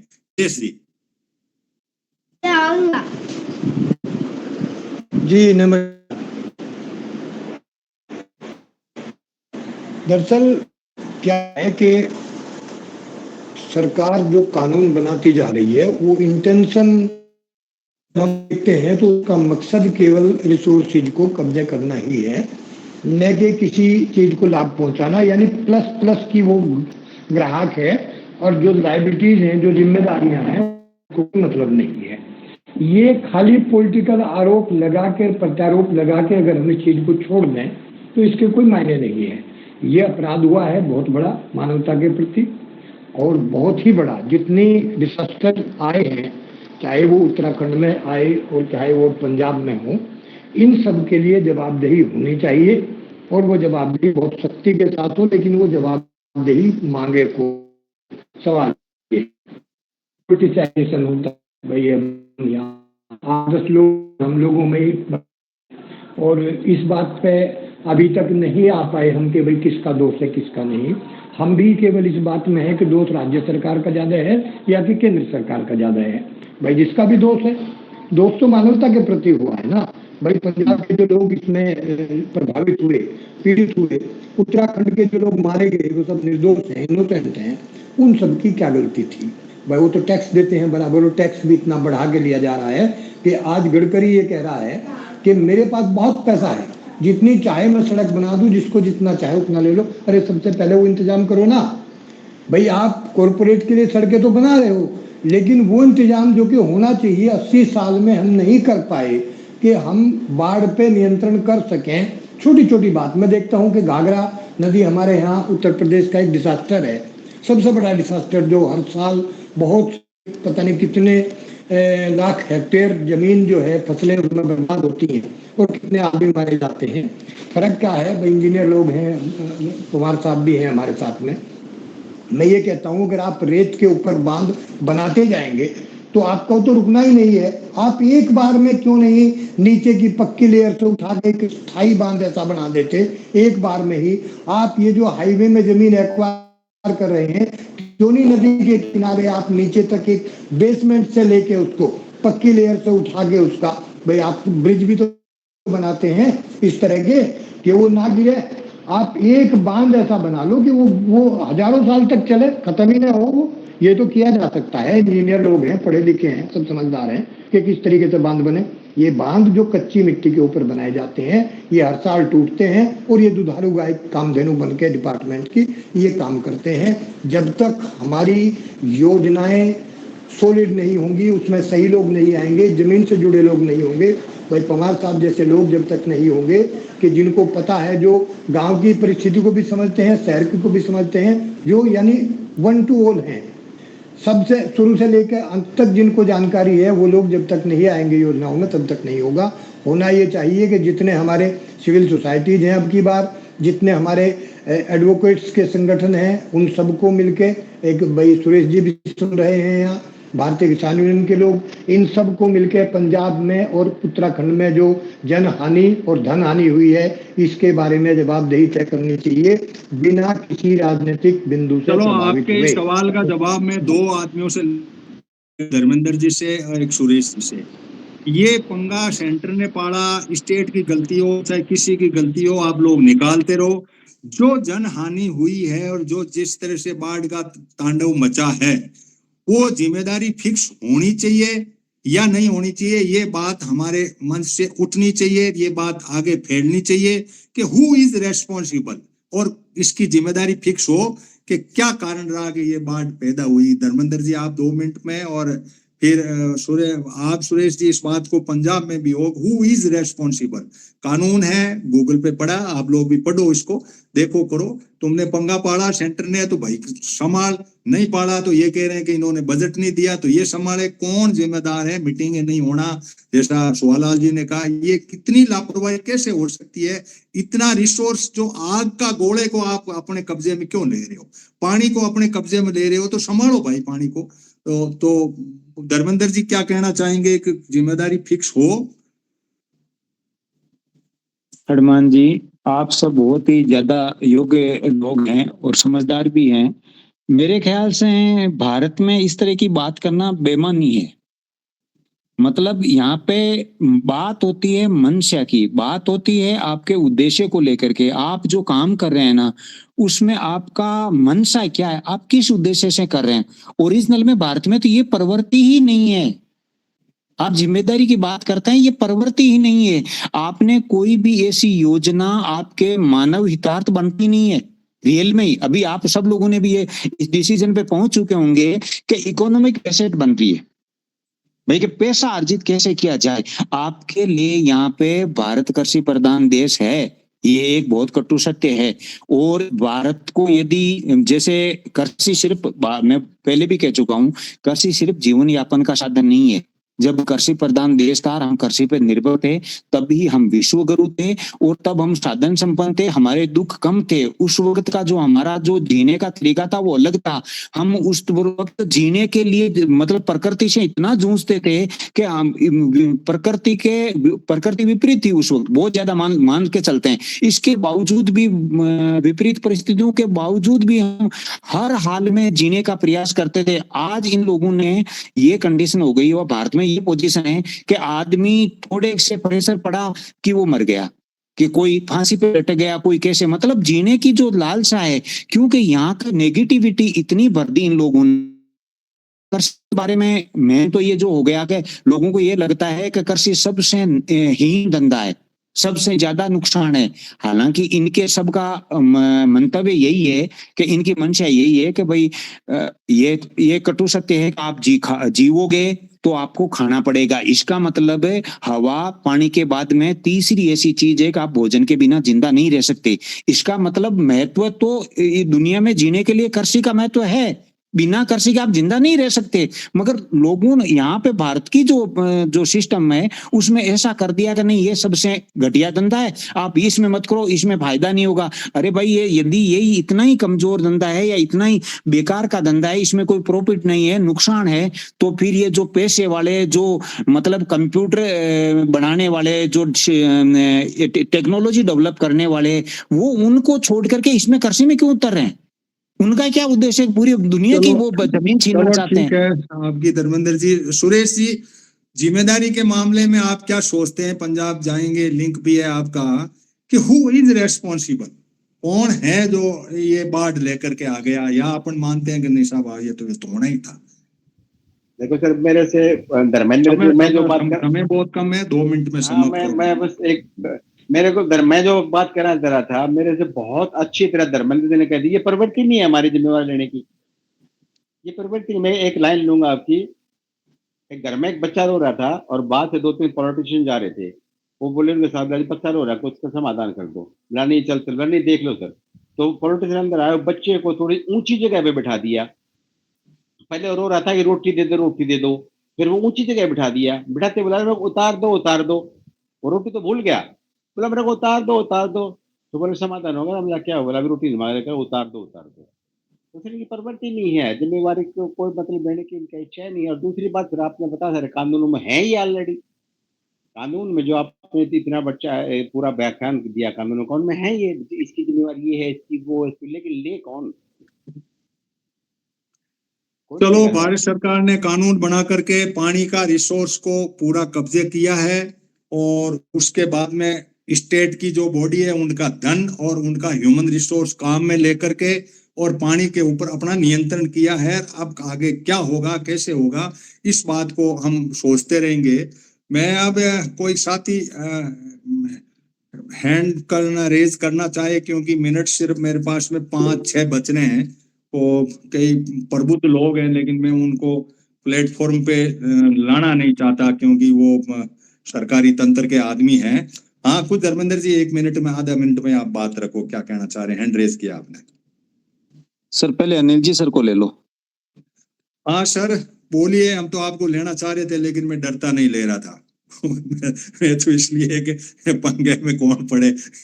हाँ सर, सीमित भाषा में, सीमित दायरे में अपनी बात को रख दीजिए। नमस्कार जी सभी को। हमारी बातचीत चल रही थी कि भाई बैठ के नहीं हुई, ऐसा नहीं हुआ। हरियाणा सिंचाई विभाग में जो है एक बीबीएमबी अलग से विभाग है, जिसकी पूरे भाखड़ा व्यास मैनेजमेंट के साथ साप्ताहिक बैठक रहती है, जो ये वार्षिक बैठक रहती है उसमें ऐसा रहता है कि आप कितना कितना पानी दोगे पूरा साल, और उसके पश्चात साप्ताहिक आपने पूरा साल बांटा तो आपने कितना लिया कितना नहीं लिया उसमें रहता है। जो बांध बनाए गए थे ये बनाए भी इस वजह से गए थे कि भाई हमारी जो बाढ़ उधर से पानी एकदम से इन दिनों में आ जाता है उसको रोक लिया जाए, वहाँ बारिश के मौसम में वहाँ स्टोर कर लिया जाए और उसके बाद उसकी बिजली बनाई जाए और बाद में पीने योग्य पानी के लिए इस्तेमाल किया जाए। अब हो क्या रहा है कि अब थोड़ी सी आपस में खींचतान, क्योंकि पहले पंजाब एक था, पंजाब कहाँ से लेकर के और पूर्व तक एक ही कमांड के अंडर था, तो एक ही कमांड के अंडर था तो वो उसको आपने 6 भागों में बांट दिया, एक देश भी अलग कर दिया उस पंजाब में से जिसमें पंजाब पानी जहाँ से आता था, फिर हिमाचल बना दिया एक अलग से, फिर पंजाब हरियाणा, फिर उधर से कुछ और बना दिया। तो ये जो बात हुई बंदरबांट की तहत हुई और ये देखा ही नहीं गया कि ये कमांड एक ही के अंदर थी, तो उस कारण जो बंटवारा होता था वो ठीक से होता था और पानी चलता था। अब मैं एक मीटिंग में था पिछली बार, पंजाब की बाढ़ से संबंधित कॉन्फ्रेंस थी, उसमें बातचीत हुई कि भाई जो भाखड़ा ब्यास मैनेजमेंट का एक डाटा आता था ऑनलाइन, उसमें कहा जाता था कि 18,000 क्यूसेक पानी इस दिन छोड़ा गया, 19,000 क्यूसेक पानी इस दिन छोड़ा गया, लेवल आज इतना है बांध का, आज लेवल इतना है बांध का। तो एक प्रेडिक्शन होती थी कि भी आगे बारिश होगी नहीं होगी, उसके हिसाब से पानी आगे छोड़ा जाता था। अगर मान लीजिए आज 80,000 क्यूसेक पानी आ गया और आप छोड़ 10,000 क्यूसेक पानी रहे हो और 18,000 क्यूसेक पानी छोड़ रहे हो, तो वो चीज ये प्रेडिक्शंस जो है कि भाई आने वाले समय में हम प्यास से मर जाएंगे, पानी खाली हो जाएगा, और जब एकदम से आपने भर लिया उसको, उसके बाद पीछे से 1.5-2 लाख क्यूसेक पानी आने लगा और आपको 1.5-2 लाख पानी सीधा ही छोड़ दिया आपके पास, क्योंकि रिजर्वायर खाली नहीं था, जब एक से सीधा छोड़ दिया तो वो तो डॉक्टर साहब क्या है, सेंट्रल गवर्नमेंट के पास पावर था ना, तो इनको पूछना था, वहां से परमिशन आए तब छोड़े। झगड़ा यही तो है, हम डिस्कशन यही कर रहे हैं कि भाई पावर ही वहां था। दूसरी चीज क्या था कि हमारे जो पहले लोग थे जिनके खेत लगते थे आसपास, उनमें तो खेत थे ही नहीं, नदियां थी, लोग जब नदी उतर जाती थी तो वहां जा करके खेती कर लिया करते थे और उसमें से रेत भी निकाल लेते थे। अब क्योंकि माइनिंग एक रिसोर्स ऑफ इनकम हो गया राज्य सरकार का, तो उसने माइनिंग करवाना बंद कर दिया किसानों से, तो जो रेत निकलनी बंद हुई उस वजह से भी पानी ज्यादा फैला, और ज्यादा फैला तो बाढ़ आई। अगर वो पानी, अच्छा लोगों ने अपने खेत में से करने नहीं दी, उठाने नहीं दी रेत, क्योंकि उनको लगता था कि हम उठा लेंगे, हम पैसा कमाएंगे। चलो ठीक है डॉक्टर साहब, आपकी बात, अब हमारे समय सीमा में थोड़े बंध गए हम लोग। और धर्मेंद्र जी 1 मिनट में अपनी बात को रखो, अपने पास 1 मिनट का टाइम है, फिर पवार साहब 1 मिनट में अपनी बात को समाप्त करेंगे। हाँ धर्मेंद्र जी।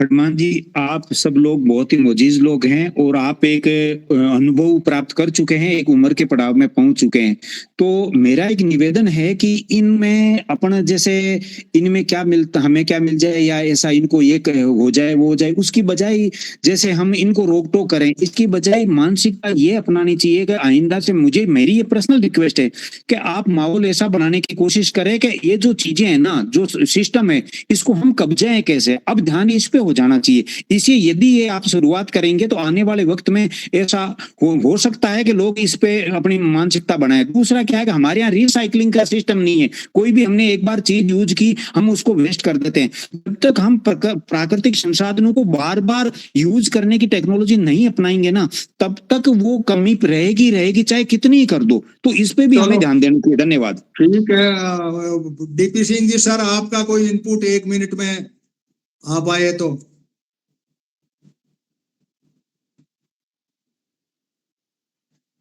हाँ चलो पवार साहब, अब आप समाप्त कर दीजिए। इरिगेशन के अफसर हैं, आपके पास में 2 मिनट है, 2 मिनट के अंदर ही मैं तो साहब गाड़ी चला रहा हूँ। चलो ठीक है, तो और कोई साथी बात रखना चाहे? डीपी सिंह जी सर, आप कुछ बात कह दीजिए। सर मैं गाड़ी चला रहा हूँ, इस मौके पे बात कहने के लायक नहीं है। आप भी गाड़ी चला रहे हो, ठीक है। कोई और साथी हो जिसका कोई इनपुट रह गया हो? रूपचंद जी चलो, हाँ गौरव बोल दीजिए भाई, आप सर मैं ये बीच में आप चले गए। हाँ जी मैं ये कहना चाहता हूँ कि इसमें गवर्नमेंट को अब नई तरीके से सर्वे करना चाहिए, और जो 15 मीटर की जो इन्होंने हाइट का वो बनाया है डिमार्केशन, क्योंकि अब क्लाइमेट चेंज से बारिश का जो रेशो है वो नहीं है पहले जैसा। अब उथल पुथल ज्यादा है तो उसको 15 मीटर को यूएस के या और भी देश के हिसाब से जहाँ पे ज्यादा बारिश होती है जिस इलाके में वहां के हिसाब से इसको संशोधन किया जाए। अब सेंट्रल गवर्नमेंट के अंदर बहुत सारे ऑफिसर नियुक्त हो रहे हैं, इनकी कमेटियां बन रही है, इनके एक्सपर्ट बन रहे हैं, वो जैसा अपना चिंतन करेंगे। इन्होंने तो कानून बना के अपने पे थोप दिया, उसी के आगे अपन बढ़ नहीं सकते। उस कानून की पालना राज्य सरकारों को करनी है, नहीं करने पे उनको सजा भोगनी है। ये इसके सिवाय मुझे कुछ ज्यादा इसमें लगता नहीं। और किसी साथी का रह गया तो 1 मिनट शेष है, अपनी बात को तुरंत अपनी बात रख दें। हाँ डीपी सिंह जी बोल दीजिए, आप फाइनल कर दीजिए आप।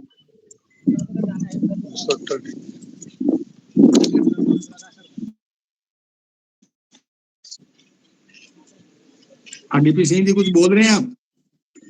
शायद ही माइक खुल गया लगता है। चलो अब टाइम भी हो गया अपना, 1:02 हो गया, और अपने फिर मिलेंगे अगले संडे को कोई विशेष बात लेकर के। आप सभी का धन्यवाद। जो नहीं बोल पाए उनके लिए माफी। कई बार क्या होता है कि एक्सपर्ट को ज्यादा टाइम देने के लिए हमें करना पड़ता है। Thank you all of you.